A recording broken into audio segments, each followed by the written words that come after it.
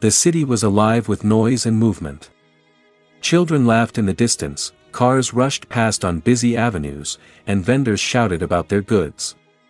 Yet beneath the rhythm of daily life was an undercurrent of unease, a shadow that followed wherever a certain officer walked. People whispered his name when he passed. He was known not for bravery, not for kindness, but for his cruelty. They called him the racist cop. His reputation spread like wildfire through every corner of the city. He was the officer who smirked while issuing fines, who shoved people for no reason, who stopped immigrants and mocked their accents, who harassed delivery drivers just because he could. His laughter was sharp and mean, echoing down sidewalks like an insult to anyone who heard it. Parents told their children to avoid him. Shopkeepers lowered their eyes when he entered. Nobody dared speak back, because to challenge him meant trouble. The badge on his chest gave him power, but the power had twisted him. He was feared, not respected. What he never understood, however, was that shadows like his could not last forever. Karma watches quietly. And even the strongest uniform cannot protect the weakest soul from the truth that eventually rises. One afternoon, when the sun was high and the streets were busy, an old man appeared. He was frail, walking slowly with the help of a cane. His clothes were simple, worn with age, and his back was slightly bent. Yet there was something dignified in the way he carried himself, a quiet strength in every step. People glanced at him as he passed, some with pity, some with respect. He was clearly not from wealth or power, but there was a sense that his story ran deeper than what met the eye. That was when the cop saw him. Sitting in his cruiser, bored and restless, the officer's eyes narrowed. A slow grin spread across his face. Here was an easy target. Someone too weak to fight back, too humble to resist. He stepped out of the car and blocked the old man's path. The people nearby grew silent. They knew what was coming, but no one dared to interfere. The officer sneered and began laughing, mocking the man's slow steps, his shaking hands, his old age. The old man did not speak. He simply looked at him, calm, steady, his silence speaking louder than any words. The officer laughed louder, but what he did not know was that every second of this encounter was being recorded, not just on bystanders' phones, but also on his own body cam. The situation grew crueler. The officer circled the old man, treating him like an object of amusement. He tapped the cane with his boot, making the man stumble slightly. People watching gasped, but fear kept them frozen in place. The officer mocked his slow walk, mimicked his bent posture, and even called him names that revealed the racist venom in his heart. The laughter that followed wasn't just mocking one old man, it mocked generations, it mocked struggle, it mocked humanity itself. The old man, however, stood his ground. His face remained calm, though his eyes told a story of pain. They were eyes that had seen hardships far greater than this moment, eyes that carried storms within them but refused to break. The crowd began to shift.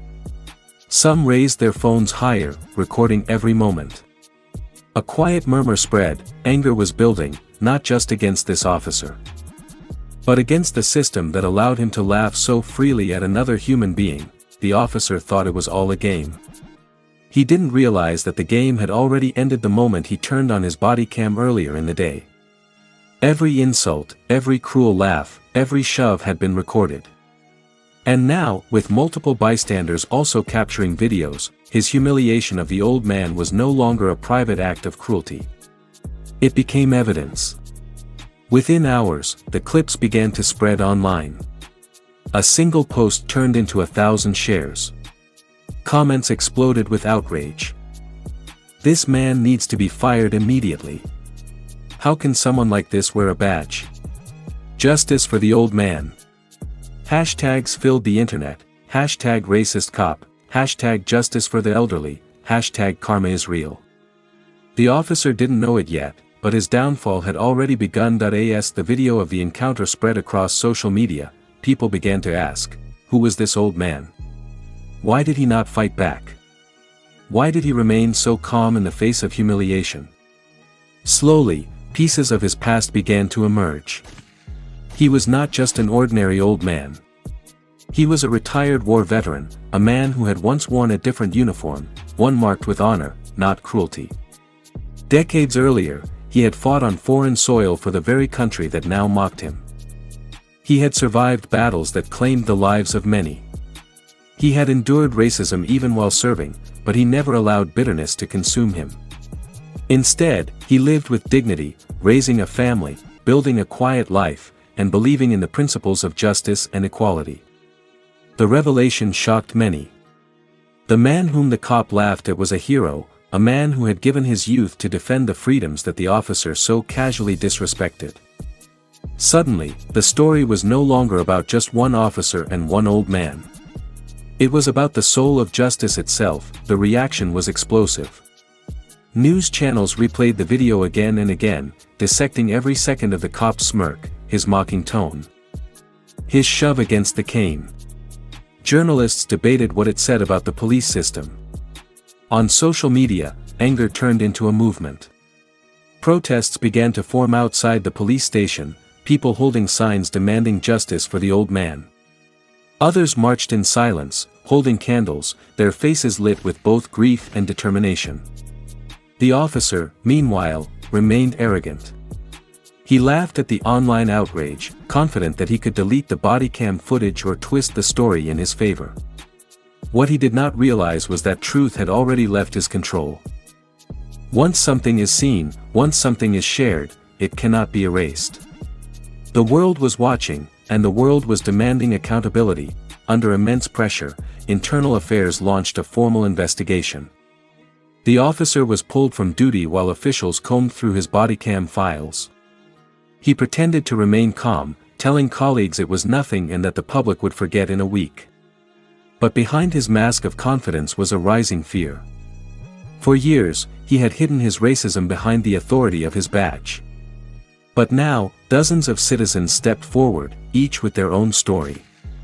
Immigrant shopkeepers spoke of being harassed, teenagers told of being unfairly stopped. And even other officers admitted they had seen his cruelty. Piece by piece, his carefully built image of power was collapsing. The arrogant smirk that once made people afraid was now turning against him, painted across news headlines as the face of corruption. When the trial finally began, the courtroom was packed. Journalists filled every seat, cameras flashed outside, and protesters stood in long lines chanting for justice. The officer entered the room with his usual swagger, but it was different now. The stares of the public cut through him. And then the old man entered. Slowly, carefully, he walked to the witness stand, leaning on his cane, but carrying himself with dignity. The room fell silent. As the footage played on the screen, showing the officer laughing and mocking, the air grew heavy. People watched, some with tears, some with anger. The officer tried to defend himself, claiming the video was taken out of context, that he didn't mean it that way. But the truth was too clear. His laughter had betrayed him. His words had condemned him. Then came the moment that broke the courtroom. The old man, soft-spoken but firm, revealed his identity in full detail. He was not just a veteran, he was a decorated soldier, a man who had received honors for bravery, a man who had shed blood for the very freedoms the officer mocked. He spoke of sacrifice, of watching friends die in combat, of returning to a country that did not always treat him with fairness but that he still loved and served. His voice carried no hatred, only truth. The courtroom was silent as he said, "I fought for this country, even for men like him. But no one, not even a man with a badge, has the right to strip another of dignity." The judge's eyes narrowed. The jury shifted uncomfortably. The people in the gallery leaned forward, hanging on every word. In that moment, the story changed. The arrogant cop was no longer just an officer on trial. He became the symbol of everything people wanted to change. The verdict was swift and powerful. The cop was stripped of his badge, suspended from the force, and charged with misconduct and abuse of power. He stood frozen, his arrogance shattered, as the courtroom erupted in relief. Outside, the crowds cheered. Reporters shouted questions.